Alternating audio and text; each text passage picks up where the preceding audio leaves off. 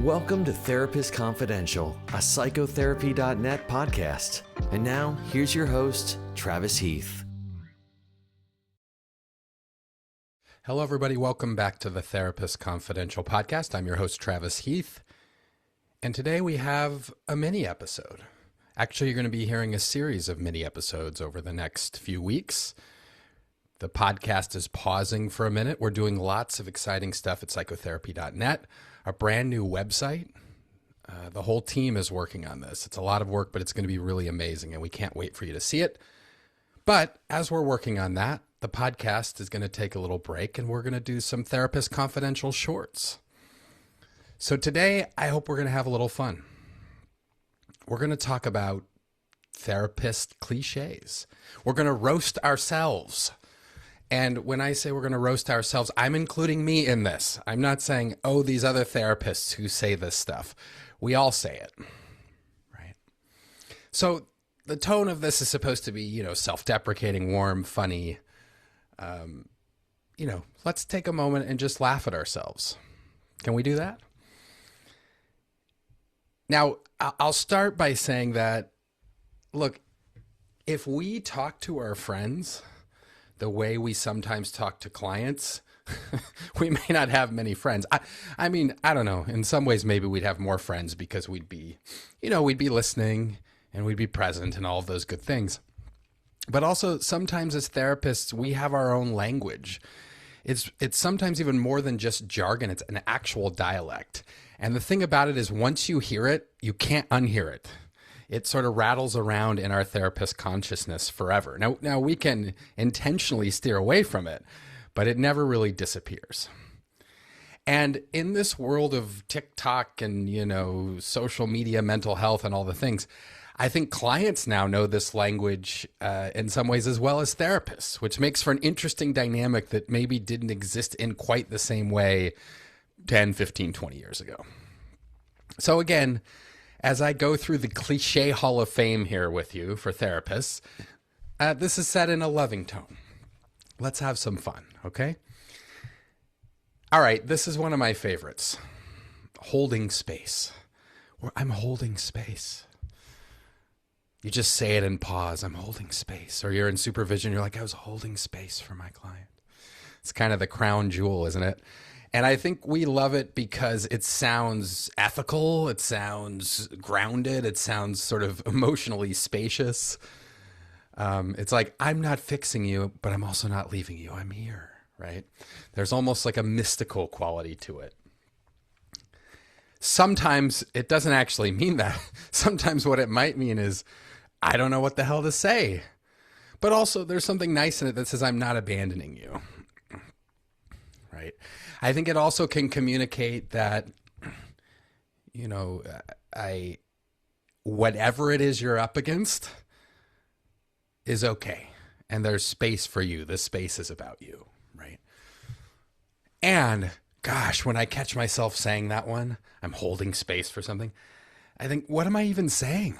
What does that even mean? And I think as we go through these cliches, that's one of the things is that language over time, when we just repeat it over and over and over, it starts to lose its flavor. It starts to lose its meaning, right? So holding space, that definitely deserves a spot in the Therapist Cliché Hall of Fame. All right, here's another one. What I'm hearing you say is, now, again, with any of these cliches, there's some things that aren't so bad in it, right? What I'm hearing you say leaves opening to say, I might have it wrong. It can land, though, pretty robotic. It can, in some ways, depending on how we say it, it can sound almost parental. Sometimes, again, when we say something like that, we're stalling to try and figure out what to do next. And sometimes we're almost saying, please confirm I'm not about to embarrass myself. So we say, what I'm hearing you say is, and that's, oh man, that's a therapist trope at this point. All right, here's another one. Let's sit with that. Let's take a moment and just sit with that. Now, one thing that does that I think is really nice is it slows things down. And I've probably said this on this podcast. I say a lot of things in classrooms and lectures and keynotes and podcasts and all the things. I can't keep track where I said what, but I am really interested in slowing things down in therapy. I think there's value in that. The world moves so fast, and sometimes to really slow down conversations has value, right? But I had a client once say this when I said, I don't know if I said those exact words, let's sit with that, but it was something close to that. And then my client sort of stared at me for a while. And then he was like, okay, how long are we sitting? And he sort of looked at me, which I thought was really funny. It was like a kind way to kind of call me out on what I was saying. So I think let's sit with that can mean, I want to stay with you. Also, I'm not always sure where to go next, but let's slow down, right? But again, might there be other ways to say that? Do we have to say it the same way over and over and over again to the point that it starts to sound kind of robotic? So the Therapist Cliche Hall of Fame, we have holding space. What I'm hearing you say is, let's sit with that. And then this is a great one. Oh boy, I use this one a lot. Can you say more about that? Can you say more about that? See, it's not just that we say, it's like how we say it too. We're not like, can you say more? We're like, can you say a little more about that? Right? You got to have the real sort of therapist-y voice. Now, one thing this does is it keeps clients talking, right? And sometimes I think as therapists, we get angsty if clients aren't talking, so it keeps them talking.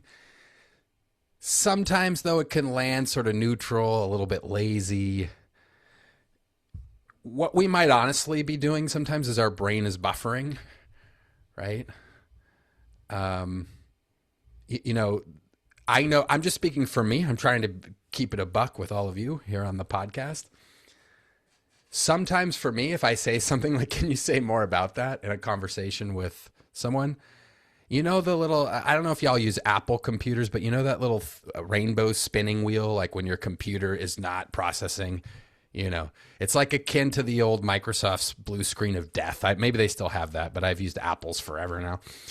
Yeah, that's kind of what it is sometimes for me. When I say, can you say more about that? It's that I have that rainbow spinning wheel of death that's happening. Now, sometimes when I say that, I don't. Sometimes I'm just really curious about learning more about it. But again, can you say more about that? I mean, is there any more sort of classical therapist-y phrase? All right, so we have holding space. What I'm hearing you say is, let's sit with that. Can you say more about that? Oh, and this one is sort of more new schooly, although I'm getting old, so I don't know, 15, 20 years ago, I was still hearing this a lot, but it seems more new schooly to me, which is, where do you feel that in your body? Can you tell me where you feel that in your body? Oh man, that sounds deep, doesn't it? And with sort of trauma-informed care and all this sort of thing. Thinking about some of like Alan Shore's work, Peter Levine, these folks, right, who do really awesome work. But again, it's not that there isn't value in the question.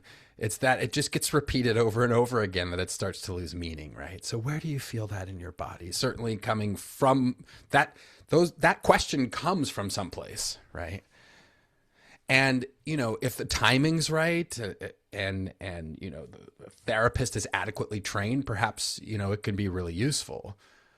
But if it's not, I mean, it could lead to things like, I don't know, almost dissociation, annoyance from the client, right? And I've used this question before in various different ways. I'll share another funny client story. At least I found it funny. She said, when you ask a question like that, I suddenly start feeling it everywhere. And it almost like creates this anxiety, right? So like, where do you feel it in your body? Well, now that I'm thinking about my body, I feel it everywhere. Now, of course, there's all kinds of interesting places to go with that, right? Or I've had the reverse happen where people will say, well, now I feel it nowhere. So again, there could be something really lovely in a question like that, getting people into their bodies and that sort of thing, right? And also, boy, has that become a therapist cliche. Where do you feel that in your body? All right, I have two more for you. That makes so much sense. Gosh, that makes so much sense.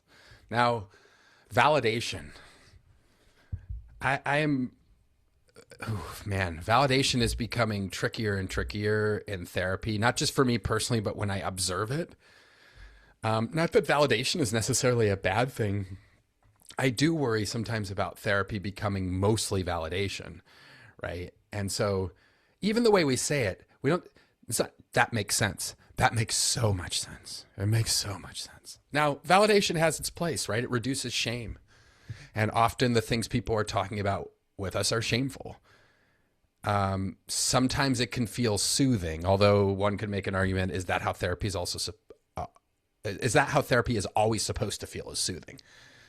Probably not, right? Although soothing does have its place sometimes in therapy. So validation is one, like, I don't think our job as therapists is to validate over and over and over again. I do think sometimes validation as a therapist is useful. So I think there's some nuance there. But I wonder if we're teaching a new generation of therapists to validate almost too much. And then we say things like, oh, that makes so much sense.